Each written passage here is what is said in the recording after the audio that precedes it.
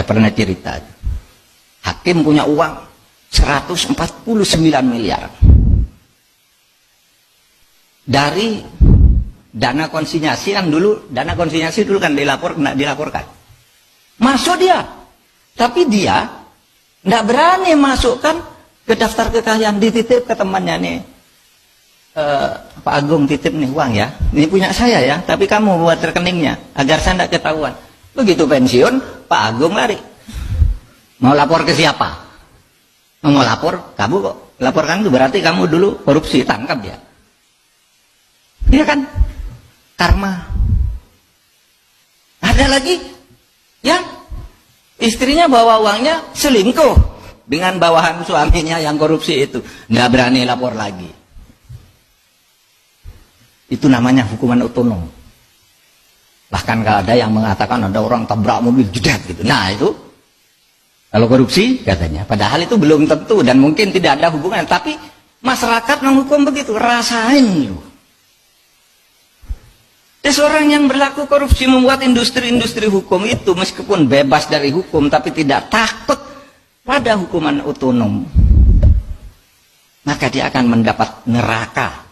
Bukan di akhirat neraka itu bagi saya, neraka itu bisa di dunia juga. Selalu takut, malu, tertekan, disandra oleh bodyguard. Karena apa? Dia sudah keluar, takut kan nyewa orang, bayar terus, diperas terus. Kalau enggak, saya bongkar kamu. Ya, hidupnya enggak ada gunanya akhirnya. Seperti ini tadi, yang hakim itu tadi, yang punya uang 149 miliar. Akhirnya apa? Saudara, sakit. Tiap hari enggak bisa pergi, enggak bisa jalan. Sakit. Karena sakit terus, mungkin istrinya 2 bulan, 3 bulan itu ngerawat. Sesudah itu kan bosen juga, jadi ditinggal di rumah nonton TV. Istrinya pergi sama anak-anak. Itu hakim hebat. Nonton TV gitu. Penyakitnya apa? Ini kalau mau tidur suntik dulu. Kalau bangun untuk bisa duduk suntik lagi. Uangnya banyak, dibawa oleh temannya, istrinya lari. Karma. Oleh sebab itu saudara, menghayati Pancasila itu jangan hanya takut pada hukumnya. Takut juga pada sanksi-sanksi yang bersumber dari kearifan budaya bangsa kita. Bahwa kita orang beragama. Kita orang tahu bahwa ada balasan terhadap orang yang bersalah. Itu. Saudara, itu hati-hati. Saudara, saya ya bukan ingin apa ya, ketika saya hati-hati itu bukan sombong, bukan sok gitu. Saya betul-betul hati-hati kepada Pak Asesmen. Ketika datang dia bilang, Pak, saya tidak minta dicarikan uang. Itu kan sering tuh pejabat eselon 1 nyetor ke atasannya tuh, carikan dari anggaran sekian persen, itu bukan rahasia deh, udah banyak masuk penjara. Saya bilang Pak Asesmen ketika pertama, Pak, saya menteri di sini, saya bisa cari uang sendiri. Jangan coba-coba ada pejabat menyediakan uang saya.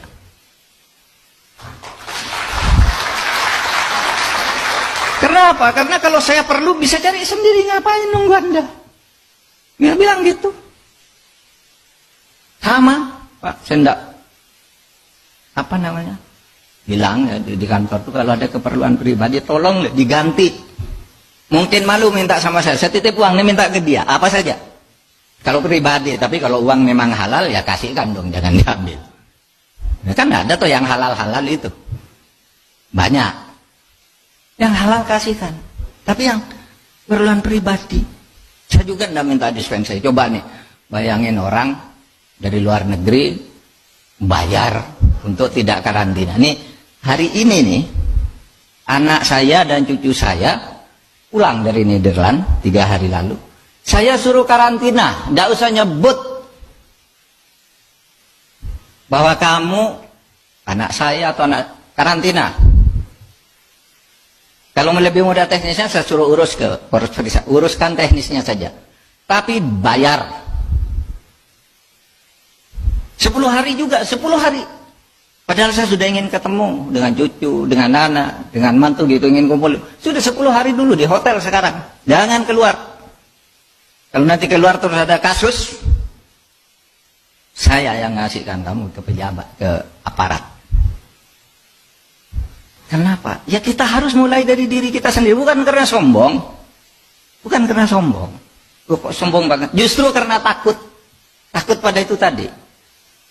Hukum sih mungkin bisa diatur. Saya salah telepon, tolong deh, kan salah-salah kecil gitu. Bisa diindustrikan. Tapi moral nggak bisa diindustrikan. Itu nggak bisa. Maka kalau saya sebagai orang beragama mengatakan begini. Kalau hadis Nabi itu mengatakan begini, mana batamin haram annar hakubihi. Kalau kamu berbuat sesuatu yang salah, korupsi, makan uang haram, sewenang-wenang, maka kamu akan mendapat neraka. Nerakanya itu bukan di akhirat sudah mati, di dunia pun kamu tidak akan enak hidup. Karena itu hadis tuh. Tuntunan Rasul kalau bagi saya sebagai orang beragama. Gitu. Sehingga jangan berpikir neraka itu nanti aku sudah mati kan tidak ada yang tahu kalau saya masuk neraka. Tidak, dia sendiri tahu sejak di dunia pun dia tidak enak dengan itu semua. Gitu. Nah, saudara sekalian, demikian yang saya bisa sampaikan kepada kita semua, bicara dari kesadaran kita untuk memberantas korupsi bukan hanya dari sudut hukum. Hukum itu penting, penting. Semuanya harus tegakkan hukum. Tapi juga dari sudut moral. Ya, sehingga dua, menghayati Pancasila itu bukan menghayati hukum aja, tapi menghayati juga norma-norma yang belum menjadi hukum. Karena Pancasila itu harus dituturkan dalam norma-norma, itu kan baru filosofi, asas gitu.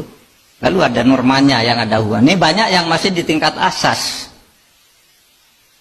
belum jadi norma. Nah di situ yang masih di tingkat asas dan filosofi, itulah kesadaran moral kita, kesadaran budaya kita, kesadaran jati diri kita sebagai bangsa, dan fitrah kita sebagai manusia. Terima kasih. Assalamualaikum warahmatullahi wabarakatuh.